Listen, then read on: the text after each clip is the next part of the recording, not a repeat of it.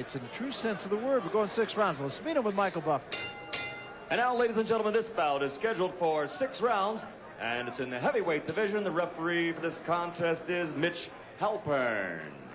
Introducing first, fighting out of the red corner, wearing the green trunks with white trim, weighing in at an even 222 pounds, from St. Paul, Minnesota, he brings a professional record of 7-2. 5 of his victories are by knockout. Ladies and gentlemen, Irish Bill Corrigan.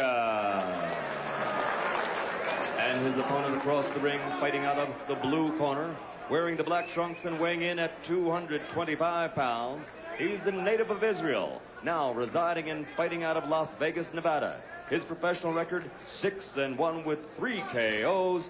Introducing Tim Poehler.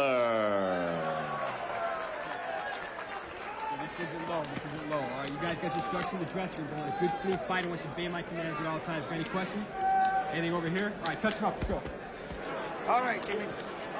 So there is a look at Bill Corrigan, kind of the winner of the Alan Thicke lookalike contest, isn't he? Meanwhile, over in the other corner, Tim Poehler, 6-1 in his professional career. But that one, I have to tell you, was pretty ugly. So he's trying to make a bit of a comeback here, and we're underway. Yeah, but he lost to a guy named Warrior, though. That's true. So, Sim Warrior. You gotta lose. Might not want to run to the refrigerator during this one. No, there could be a knockout early.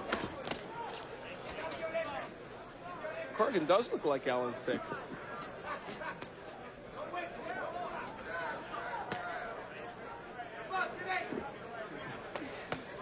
He's hoping you won't have any growing pains during this fight. I didn't like it. say That was good. That was good. It was okay? Yeah. All right. Cheap, but good. But what humor that we do on this show is not cheap. Could I ask you that? That's right. Sophistication is not our hallmark. No, we're not waiting for that call from PBS. Is that what you're saying? No, that's right. McNeil or Lehrer, neither one has called. Not in danger. Poehler has height and reach, but often doesn't use it as well as he would like. There's the good jab. Sometimes he leans in against opponents, and that's the times when we've seen him, even in some of his wins, take some pounding.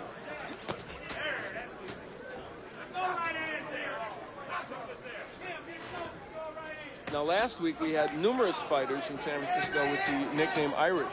That's now we true. have another one. That's true. They ought to just have an Irish off. I think so. I think there should be more Irish nicknames within the, not just like Irish, Mickey Ward, Irish Jerry Quarry. There should be like, Donegal's Jerry Quarry or something. Irish Louis Espinosa. That would even be better. Why should ethnic nicknames not be able to cross boundaries? Absolutely. Now, neither man has been able to land the jab as much as they would like. It's because neither man is throwing the jab as much as they would like. Poehler trying there and coming with the right hand after. That was a jab that actually knocked Corrigan backwards. A pretty good jab, I gotta say that. That one got there.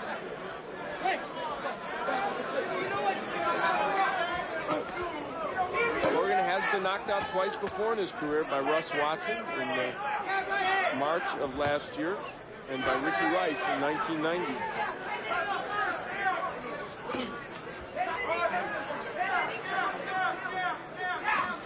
It wasn't Louis Espinosa's performance excellent last week? Terrific. And I believe Lupe Gutierrez has announced his retirement. He did. Yeah, right after the fight, actually said he's had enough. He's another guy who's going to do okay. Great warrior and a delightful man, and we wish him the best. Corrigan comes back with the right hand. Headed for the end of round number 1. Tim Poehler and Bill Corrigan, and we'll be back. From Poehler that sends Corrigan heading backwards. And that one landed perfectly with a pretty good force. And we saw Larry Holmes stunned momentarily by Marie Mercer's jab early in that bout. Operable word is momentarily.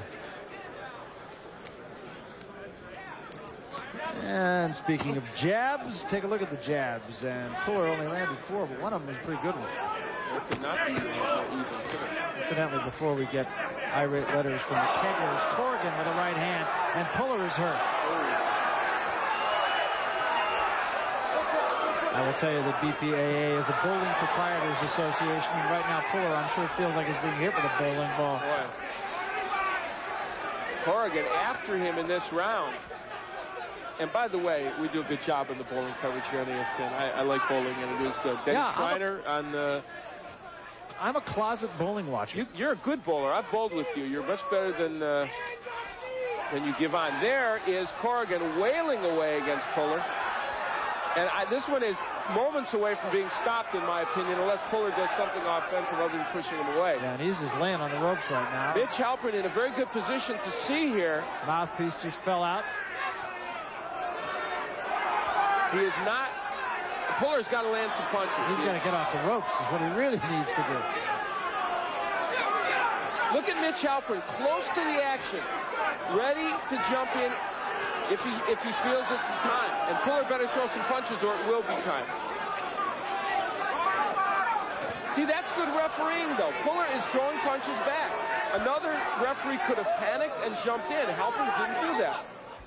And now they're going to put the mouthpiece back in. There was a break in the action. That's exactly right. It's absolutely the right thing to do. Totally. That's pretty impressive to Mitch Halpern. Excellent. I mean, superb. He's been excellent tonight. He's handled himself in some tough situations. And I'm telling you, there's a lot to be... See, look at now Puller coming back. And don't blame Mitch Halpern for him coming back. He waited to do that mouthpiece until there was a stop in the action.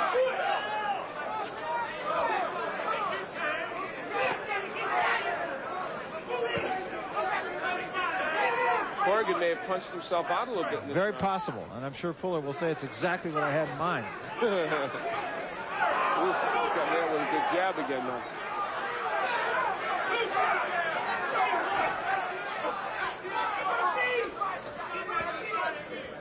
Puller has been very tentative in pulling the trigger here in this match. He has some offensive weapons. He's not really using them. Been a big round for Corrigan, though.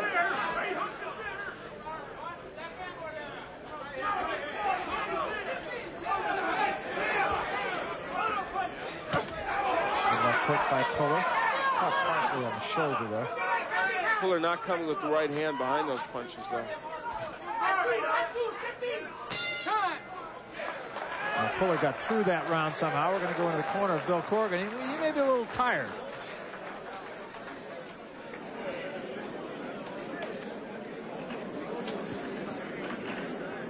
Push him up. Doing good. You got to go to his body, though, man. You can't just head hunt. I feel pretty good. Which one, you're right? Yeah, you got to go to the body. I don't know if you heard that, but he said, I can't breathe. That could be a problem. Yeah. Here is where Corrigan had his good moments. Used the jab, again, as a rangefinder, and there was that right hand right to the chin of Puller. And after that, he went inside and threw a lot of punches. Not all as effective as he would like, although the jab got in there. Did land, though, straight up the middle against Puller. And this was the part where we commended Mitch Halpern for not jumping in, and rightfully so. I've seen many, many, many referees far more experienced with a much bigger reputation jump in there and stop fights in that instance. So let's see what Corrigan has left here. He said in his corner that he was having trouble breathing.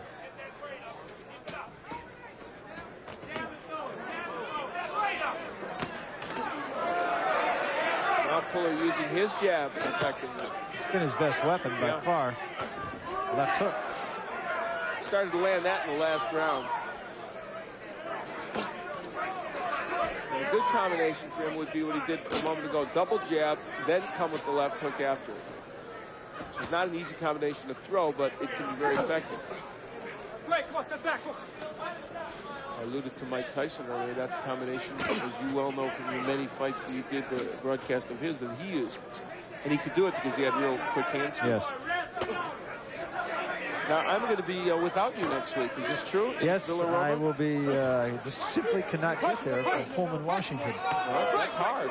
On Friday next week. Not Sunday, but Friday. We'll be in Villa Roma, and Wally Matthews will be joining me. We'll have fun, but I will miss you. I appreciate that. I'll be in UCLA and Washington State on ESPN Thursday night. There is blood coming from, is it the eye of Puller? It's the nose. The nose, yeah. Ooh, this one, oh, actually it's the nose of Corrigan.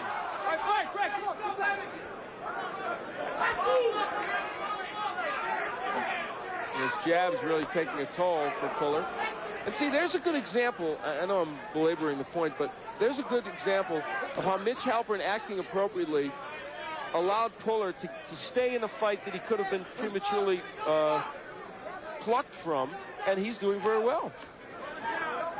A lot of blood actually inside the mouth and from the nose of Corrigan. There goes the mouthpiece of Puller. And again, they'll wait for the proper moment. Mitch Halpern picks it up and throws it into the corner. When there's a stall in the action, they'll put it back. And now the break in the action, and so we will get the mouthpiece. Second time that has happened. Yeah.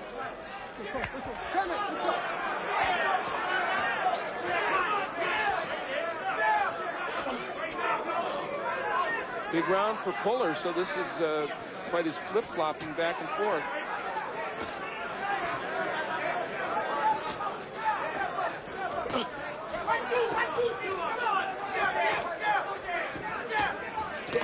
This fight was never scheduled for 6 rounds. This is round number 3.